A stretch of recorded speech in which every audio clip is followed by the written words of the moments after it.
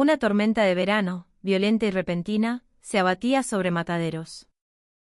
El agua caía a baldazos sobre el techo de chapa de la precaria casa, un sonido estruendoso que parecía amplificar la angustia que reinaba en el interior. Adentro, sentada en el rincón más oscuro de la pequeña sala, estaba Elena, una mujer que no llegaba a los 50 pero cuyo rostro estaba surcado por las marcas de una vida de lucha. Abrazaba sus rodillas con fuerza, como si temiera desmoronarse. Sus ojos, enrojecidos e hinchados, delataban una noche en vela, una de tantas. Era una madre viuda, una guerrera solitaria en la batalla diaria contra la miseria desde que un infarto fulminante se llevó a su marido, Javier, 3 años atrás. Sobre la humilde mesa de madera, manchada por incontables tazas de mate cocido, yacía un papel. Una simple hoja que se había convertido en el monstruo que devoraba sus sueños. Era un aviso de una financiera, de esas que florecen en los barrios olvidados ofreciendo soluciones rápidas que se convierten en cadenas perpetuas. Las cifras impresas en tinta negra bailaban ante sus ojos, un monto obsceno que jamás podría saldar, ni aunque trabajara 3 vidas seguidas. La deuda original, solicitada para cubrir los costos del tratamiento de Javier, se había multiplicado con intereses usureros, transformándose en una bestia insaciable. Doña Elena. Una voz fría, áspera como el papel de lija, la arrancó de su trance. Levantó la vista y vio una silueta alta y delgada recortada en el umbral de la puerta. Un hombre mayor, vestido con un impecable traje oscuro que contrastaba brutalmente con la pobreza del entorno. Su rostro, un mapa de arrugas profundas, era severo, y sus ojos, pequeños y penetrantes, parecían capaces de perforar el alma. Era don Alejandro Vargas, el dueño de la financiera, el hombre que tenía su vida en un puño. Ya pasaron más de 2 meses, Elena, dijo él, su tono era plano, pero cada palabra era un golpe. He sido paciente. Demasiado, diría yo. Pero mis negocios no entienden de paciencia. Elena bajó la cabeza, sintiendo como las lágrimas quemaban sus párpados. Don Alejandro, por favor.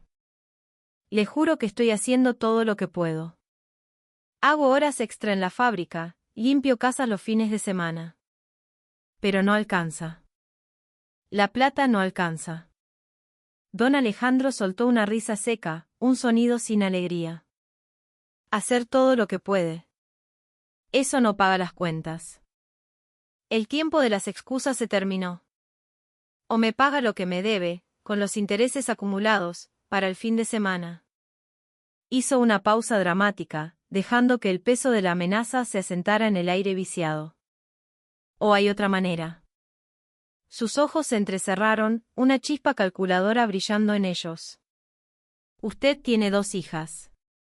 2 chicas muy hermosas, ¿no es así? Sofía y Valentina.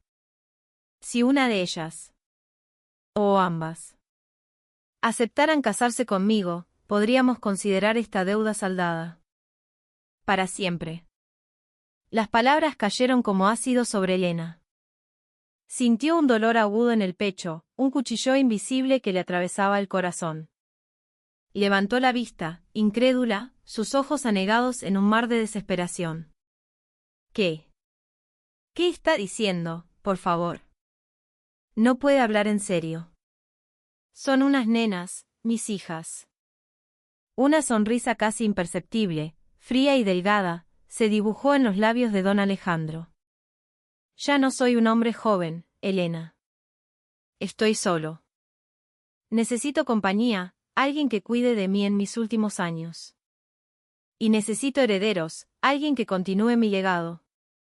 Sus hijas son jóvenes, saludables. Podrían darme la familia que nunca tuve. ¿No es un precio justo por la tranquilidad de su vida? Piénselo. Un futuro sin deudas, una vida cómoda para ellas. Elena se quedó sin aire. Su mente era un torbellino de pánico y culpa. ¿Cómo podía siquiera considerar algo tan monstruoso? Sacrificar la felicidad, la libertad de sus propias hijas. Venderlas. Pero la imagen de ser desalojada, de terminar en la calle con sus chicas, era igual de aterradora. Sabía que don Alejandro no bromeaba. Conocía su reputación en el barrio. Era un hombre implacable. No había salida.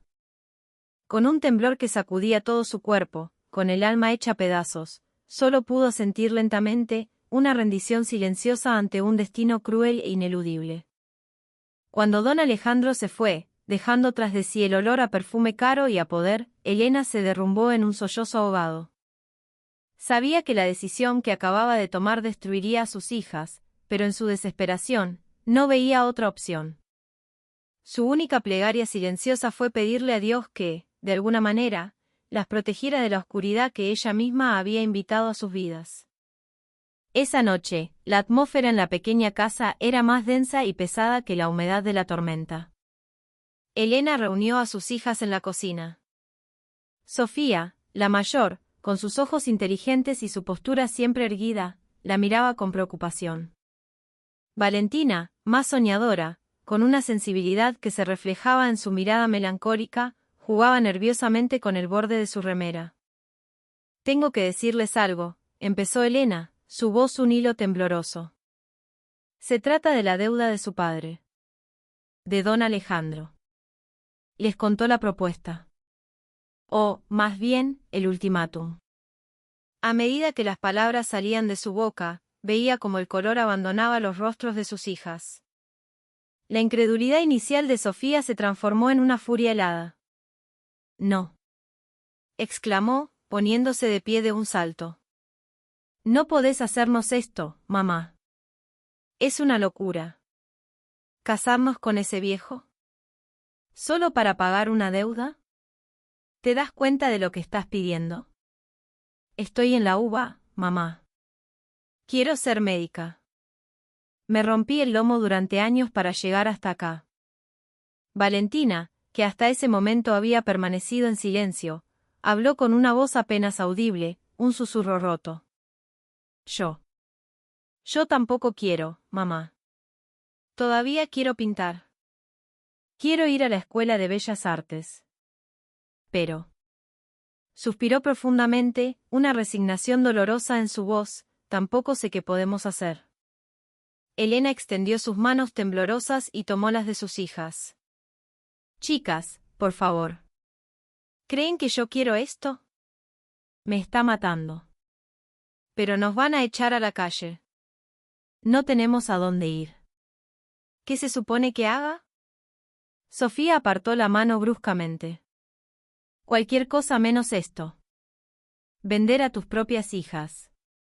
«¿Ese es el precio, entonces?», preguntó Valentina, sus ojos llenos de lágrimas. «¿El precio de nuestra libertad, de nuestros sueños?». Las tres se quedaron en silencio. El único sonido era el golpeteo incesante de la lluvia y los sollozos contenidos que llenaban la habitación. Sabían, con una certeza devastadora, que estaban atrapadas. Los días que siguieron a esa conversación fueron un lento descenso al infierno. Sofía se sentaba frente a sus libros de anatomía y fisiología, pero las palabras se volvían borrosas. Su sueño, su vocación, todo por lo que había luchado, se sentía como arena escurriéndose entre sus dedos. Había trabajado como moza en un bar de mala muerte en Liniers, ahorrando cada peso para los apuntes, sacrificando salidas y horas de sueño. Y ahora, todo ese esfuerzo parecía destinado a morir a los pies de un anciano déspota. La imagen de don Alejandro, con su sonrisa fría, reemplazaba los diagramas del corazón humano en su mente. Su sueño de salvar vidas se sentía como una burla cruel. En otro rincón de la casa, Valentina se refugiaba en sus lienzos. Sus pinceles, que antes danzaban creando escenas vibrantes del barrio, ahora se movían con lentitud, arrastrando colores oscuros y sombríos. Sus pinturas, antes llenas de vida, se habían convertido en abstracciones de su dolor. «Mamá se enojaría si viera esto», murmuró para sí misma, mirando una mancha de negro y violeta que parecía un grito silencioso. Sabía que su madre nunca había entendido su pasión por el arte. Para Elena, pintar era una pérdida de tiempo, un hobby inútil que no ponía comida en la mesa. Pero para Valentina, era su lenguaje, su forma de respirar. Ahora, ni siquiera sus óleos podían salvarla. El sueño de exponer en una galería, de vivir de su arte, se desvanecía, dejando solo un vacío desolador. Unos días después, don Alejandro volvió a visitarlas. Esta vez traía regalos. Para Valentina, una caja de madera lustrada que contenía óleos importados, pinceles de pelo de Marta y lienzos de lino belga. Un tesoro que ella jamás habría podido permitirse. «Esto es para vos», dijo él, entregándole la caja con esa sonrisa indescifrable. «Escuché que te gusta pintar. Estas cosas son mejores que las que usás habitualmente». Valentina miró la caja, paralizada, sin poder decir una palabra. Sofía, a su lado, siseó con desprecio. ¿Por qué se molesta? Es parte de su plan para hacernos sentir culpables y en deuda. Don Alejandro la ignoró, su mirada fija en Valentina. Luego se giró hacia Sofía. Y para vos, he estado pensando. La uva es admirable, pero la carrera es larga y difícil. Conozco gente en la junta directiva de la Universidad Austral. Podrías tener una beca completa en la Facultad de Medicina. La mejor educación, sin las huelgas ni las multitudes. El golpe fue certero. La tentación, asquerosa y potente, se abrió paso en el corazón de Sofía. Odiaba al hombre, pero la posibilidad de asegurar su futuro, de tener los mejores recursos, era un veneno dulce. El día de la boda llegó con un cielo gris plomizo que reflejaba el estado de sus almas. Era una ceremonia civil, fría e impersonal, en una oficina del registro civil del centro. No hubo invitados, ni flores, ni música. Solo ellos tres y don Alejandro, firmando papeles que sellaban su destino. «No podemos hacer esto sin comer algo», murmuró Elena esa mañana, empujando un plato con mate cocido y galletitas de agua hacia sus hijas. Sofía apartó el plato con un gesto brusco. «¿Cómo podés pensar en comer? ¿Por qué no buscaste otra manera?» «Ya lo intenté todo, Sofía», replicó Elena, su voz quebrada. «No hay otra salida. Deberíamos estar agradecidas. Don Alejandro nos está ayudando». «Agradecidas», explotó Sofía, su voz cargada de una ira contenida durante días. «Esto no es ayuda, mamá.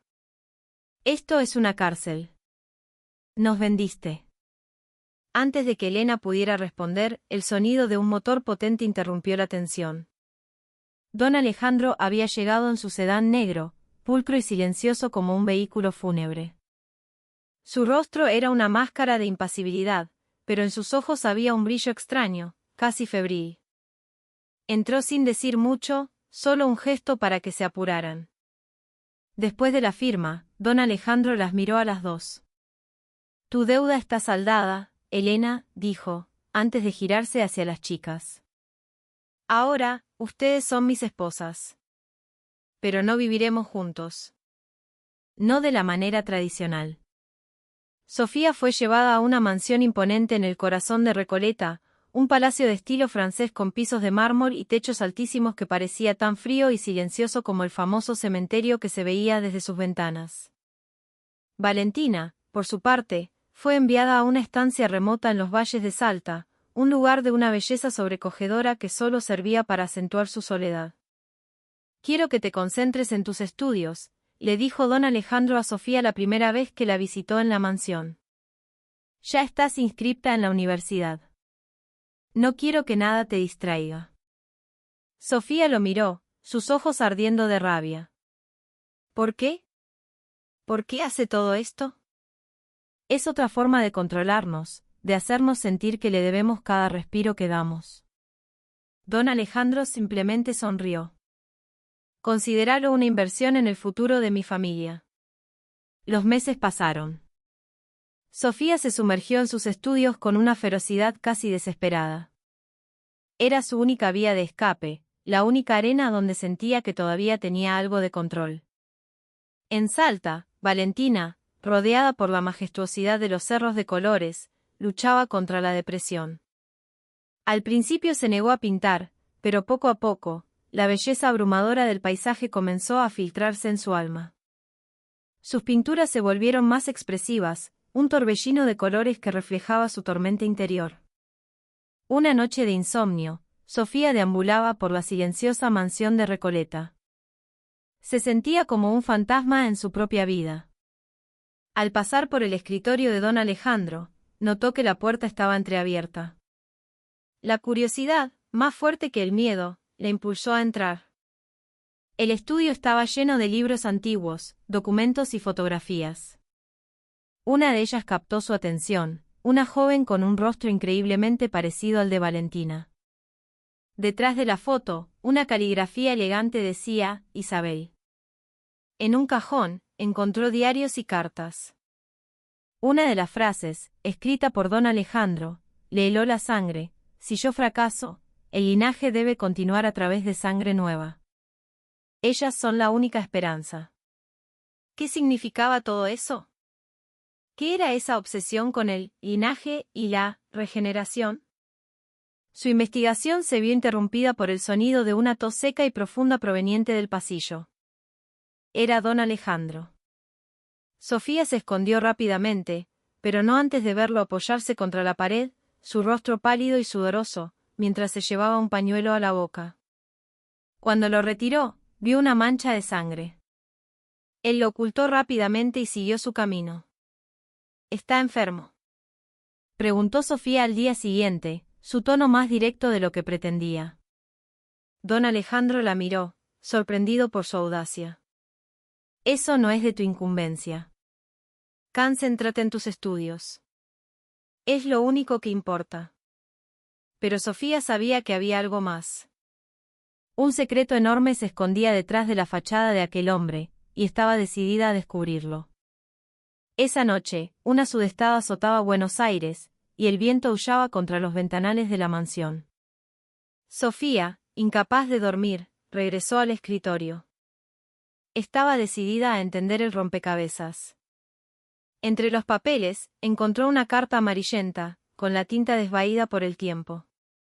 Para Isabel, mi amada hermana, comenzaba la carta. Perdóname, hermanita, por no haber podido protegerte. Lo perdimos todo, pero tengo fe en que nuestra sangre, nuestra historia, sobrevivirá a través de las generaciones futuras. Cuídate mucho. Tu hermano que te quiere, Javier. Sofía sintió que el suelo se abría bajo sus pies. Javier. El nombre de su padre. Rebuscó frenéticamente y encontró más fotos. Isabel junto a un hombre joven y sonriente que era, sin lugar a dudas, su padre. Y en varias fotos, junto a ellos, un don Alejandro mucho más joven. Todo encajaba de una manera terrible y reveladora. Don Alejandro era el mejor amigo de su padre. E Isabel, la hermana desaparecida de su padre, era su tía. A la mañana siguiente, con el corazón martillándole en el pecho, Sofía se enfrentó a don Alejandro. Puso todos los documentos sobre el imponente escritorio de caoba. «Tiene que explicarme esto», dijo, su voz firme a pesar del temblor de sus manos. «¿Quién es Isabel? ¿Y qué tiene que ver con mi padre?» Don Alejandro la miró durante un largo rato. Sus ojos, normalmente fríos, parecían velados por una profunda tristeza. Suspiró, un sonido largo y pesado, el sonido de un hombre derrotado. Sabía que este día llegaría.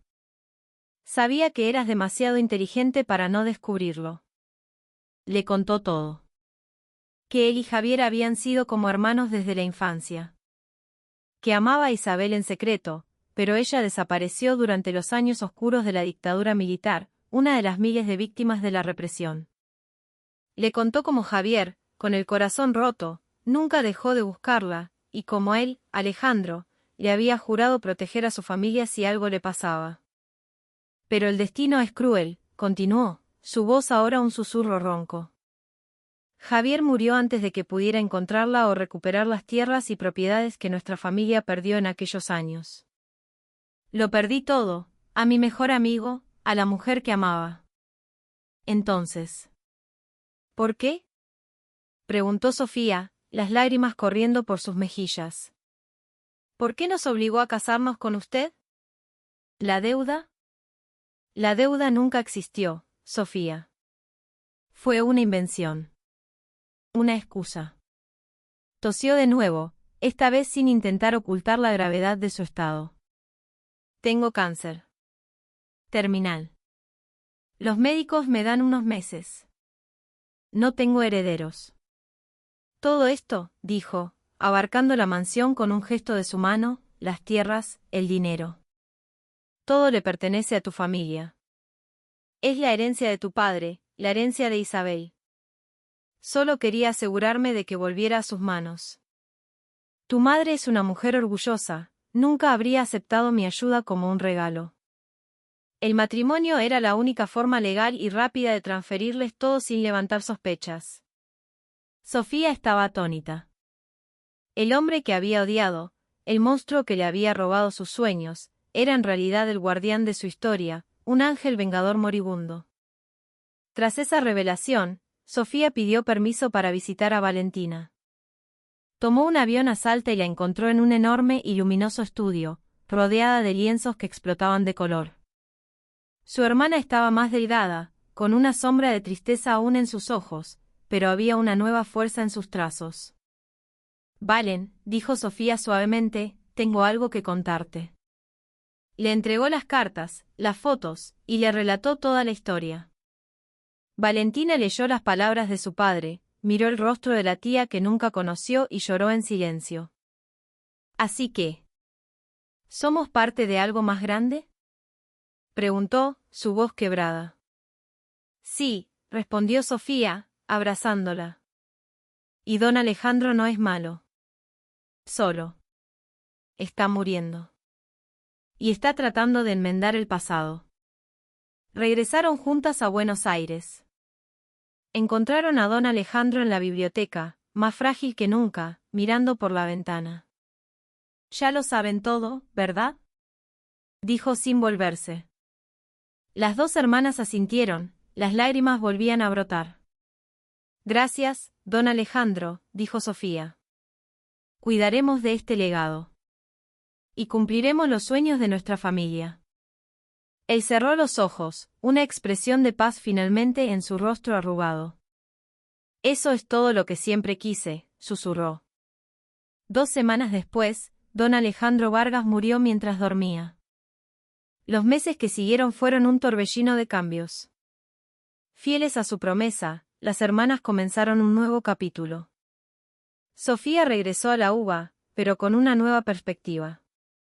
Con los fondos de la herencia, fundó una clínica comunitaria gratuita en el corazón de Mataderos, a pocas cuadras de donde crecieron. La llamó Centro de Salud Javier e Isabel, honrando la memoria de su padre y su tía. ¿Estás segura de esto, Sophie?, le preguntó uno de sus colegas un día. Con tu dinero y tu talento, podrías estar en el mejor hospital privado del país. Sofía sonrió, una sonrisa genuina que iluminaba su rostro. Estoy exactamente donde tengo que estar. Quiero devolverle a mi gente un poco de la dignidad que la pobreza les roba. Esta es la única victoria que me importa. Mientras tanto, Valentina encontró su verdadera vocación. Se convirtió en la protectora del legado artístico de la familia. Abrió una fundación llamada Luz de Isabel, para apoyar a jóvenes artistas de barrios vulnerables, dándoles los materiales y el espacio que ella nunca tuvo. Sus propias pinturas, que ahora se exhibían de forma anónima, contaban historias de lucha, esperanza y resiliencia. Una de sus obras, titulada Herencia, que mostraba a 2 niñas de pie en medio de las ruinas de una casa mientras la luz del sol se abría paso entre nubes oscuras, se hizo viral. Quiero que la gente sepa que incluso en la oscuridad más profunda, siempre hay una grieta por donde puede entrar la luz, explicó en una rara entrevista, sin revelar su identidad. Elena, su madre, encontró su propia forma de redención. Consumida por la culpa inicial, transformó su dolor en acción. Se convirtió en la directora de una fundación llamada Nueva Esperanza, que ayudaba a mujeres atrapadas por deudas y prestamistas, ofreciéndoles capacitación laboral y apoyo psicológico. Ninguna madre debería tener que elegir entre la seguridad de sus hijos y su libertad, decía en los seminarios que organizaba. Años después, la transformación era completa. Sofía era una respetada médica comunitaria. Valentina, una aclamada aunque anónima artista y filántropa. Elena, una líder inspiradora para innumerables mujeres. Un domingo por la tarde, las dos hermanas estaban sentadas en el patio de la antigua mansión de Recoleta, que habían convertido en la sede de sus fundaciones, un vibrante centro de arte y educación. El sol del atardecer teñía el cielo de naranja y rosa. ¿Alguna vez te imaginaste que terminaríamos acá?, preguntó Valentina, con una sonrisa serena. Sofía negó con la cabeza. Nunca. Pero me alegra que hayamos podido transformar tanto dolor en algo que valga la pena. Se miraron y rieron suavemente.